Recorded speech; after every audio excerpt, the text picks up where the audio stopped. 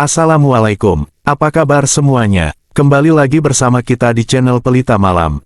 Sebelumnya jangan lupa subscribe, like, dan share untuk membantu kita berkembang lebih jauh.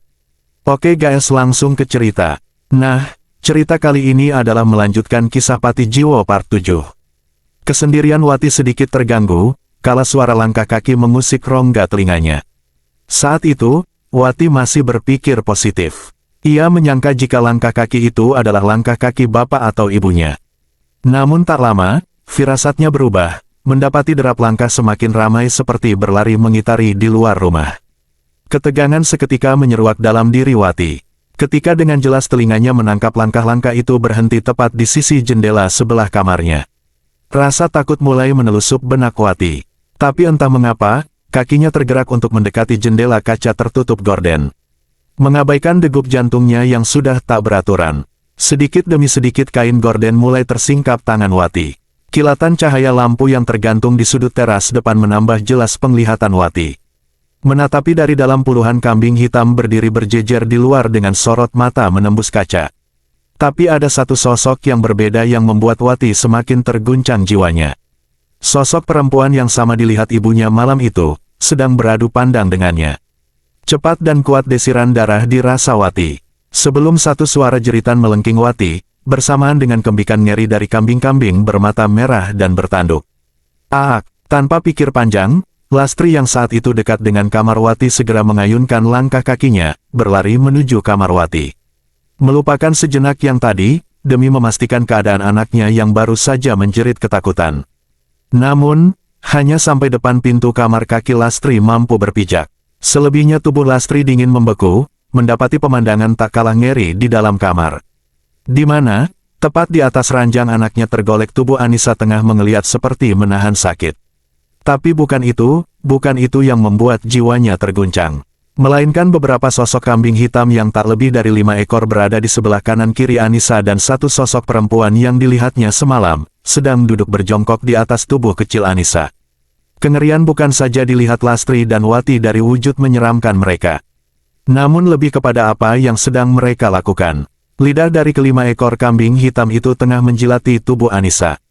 Dan apa yang dilakukan sosok perempuan itu juga tak kalah ngeri, yaitu ketika satu kalimat terucap dari mulutnya, membuat Lastri seketika melotot tajam tak percaya. "Aku jaluk nyawane bocah iki. Aku minta nyawanya anak ini." Yang kemudian ditutup dengan lengkingan tawa yang mengemas seantero ruangan, sebelum sosok itu menghilang. Lastri cepat menghampiri tubuh mungil Anissa dan menyuruh Wati untuk duduk di sandingnya. Rasa paniknya tak terbendung. Lantunan doa menyambung deras keluar dari bibirnya, namun hal itu justru membuat suara dengusan nafas Anissa semakin kencang. "Mas, tolong!" teriak Lastri saat suaminya sudah berdiri di ambang pintu. Sutoyo yang terpaku, tersadar dengan keadaan saat itu. Akan tetapi, ia bukannya mendekat ke arah mereka SDG dalam pelukan Lastri, melainkan ia berlari ke belakang, ke salah satu ruangan penyimpanan barang. Di sana, Sutoyo sejenak berdiri mematung. Menunduk kepala, memejamkan matanya sembari menggerakkan bibirnya. Tak sampai 5 tarikan nafas, ia kembali membuka matanya. Menatap lurus ke depan, tepat pada sosok makhluk bertanduk Sumiyati, yang sudah berdiri di hadapannya. "Mas, awakmu isih pengen urip mulya lan sugih. Mas, kamu masih ingin hidup megah dan kaya?" tanya Sumiyati dengan wujud yang lebih mengerikan. Sutoyo mengangguk. Ia tampak tak punya keberanian untuk menjawab dengan suara. Manakala sosok yang ada di hadapannya sekarang seperti ratu dengan hiasan manik-manik melingkar di kepalanya, dengan balutan kemben warna merah selaras dengan tubuhnya. Membuat nyali Sutoyo menciut seketika. "Ikhlasno nyawa anak lan bojomu, Mas. Ikhlaskan nyawa anak dan istrimu, Mas," ujar kembali sosok bertanduk Sumiyati. Terjingkat, ternganga Sutoyo mendengar kalimat yang baru saja dilontarkan Sumiyati. Namun belum sempat ia menyahut, Sumiyati terlebih dulu menghilang berganti kepulan asap kabut memudar. Sutoyo cepat-cepat membalikan tubuh, ia segera kembali ke dalam kamar anaknya. Sesampainya Sutoyo di kamar, ia langsung merengkuh tubuh kecil Anissa yang tengah ketakutan. Sekilas wajah pucat Anissa memandang tajam ke arah Sutoyo. Ia seperti melihat ada rasa ketakutan yang lain dalam diri anaknya. Hal itu juga dirasakan aneh oleh Lastri, ada hal lain yang dirasakan mereka. Setelah kejadian malam itu, satu persatu peristiwa ganjil dirasa Wati. Manakala ibunya yang mendadak lebih pendiam dan acuh terhadap Wati dan Anissa. Membuat tubuhnya semakin kurus dan tak terurus. Namun ada satu kejadian yang membuat Wati tak mau lagi mengingatnya. Yaitu ketika Wati melihat ibunya sedang berjalan ke arah pekarangan belakang. Bahkan Wati sendiri mengaku melihat dengan mata kepalanya sendiri, ibunya berada dalam posisi berjongkok seperti sedang buang air besar di belakang rumahnya. Rambutnya acak-acakan tidak karuan dan tubuhnya telanjang bulat tanpa sehelai benang pun menutupi.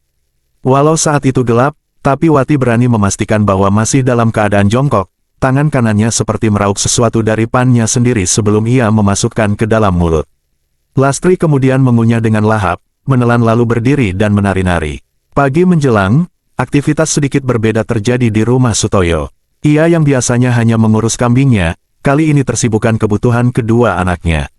Meski ada besitan rasa senang dari wajah kedua anaknya, namun pancaran mata keduanya menyiratkan rasa tak nyaman.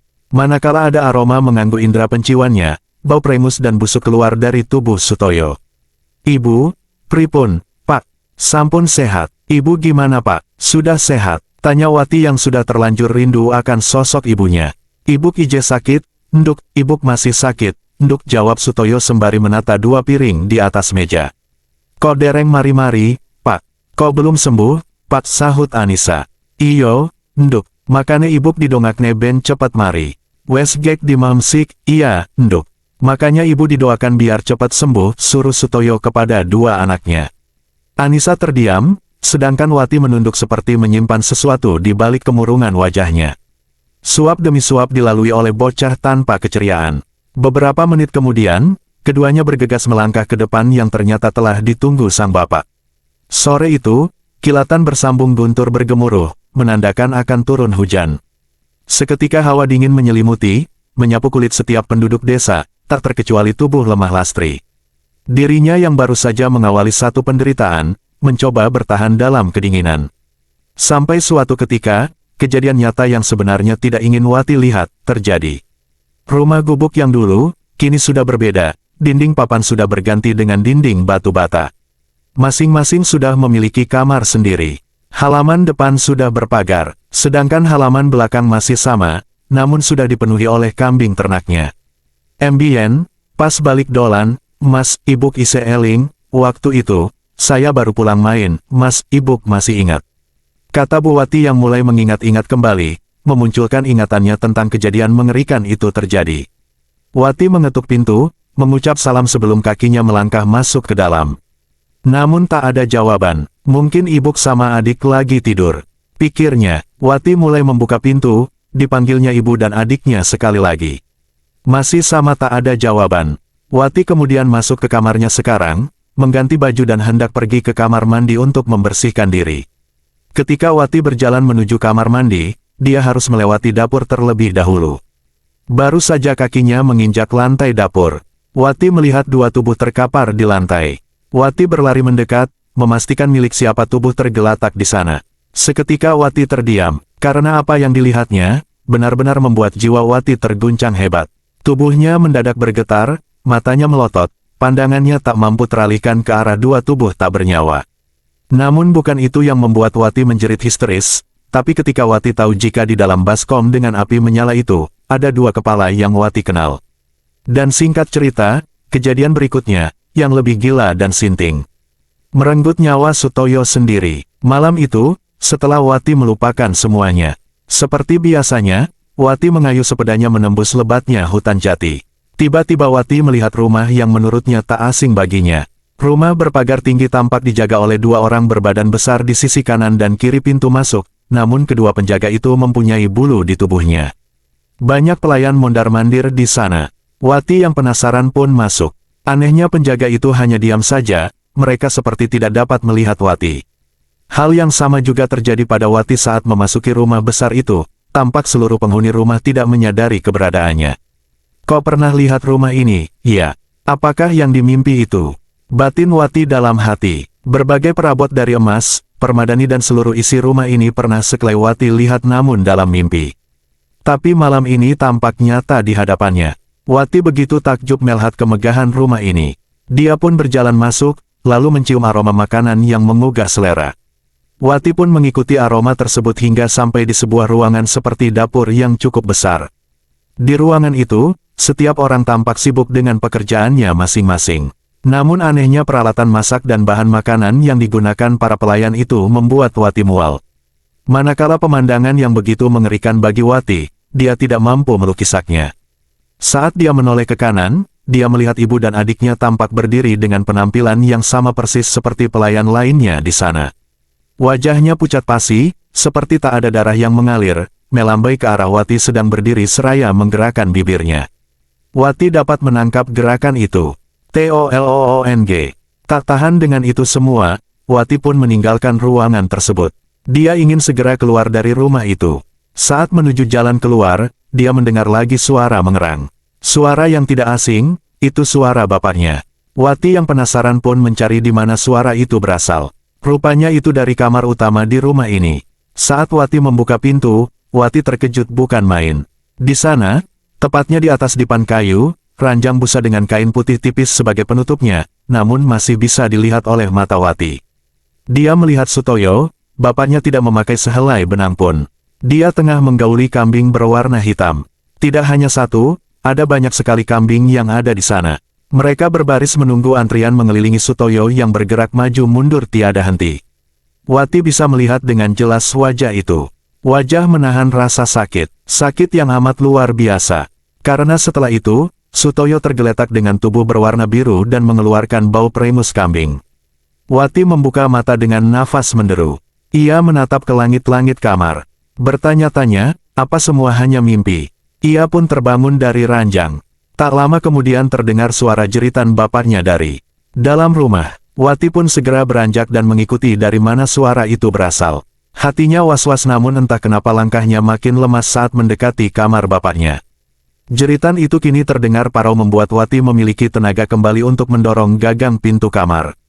Menelisik apa yang terjadi, dan benar saja, Wati langsung mendelik mendapati tubuh sang bapak berkelojotan hebat dengan mata terbelalak.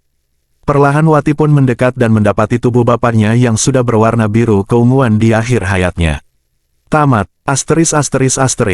Oke guys, sekian cerita dari kami. Kita kembali esok hari di jam yang sama ya. See you.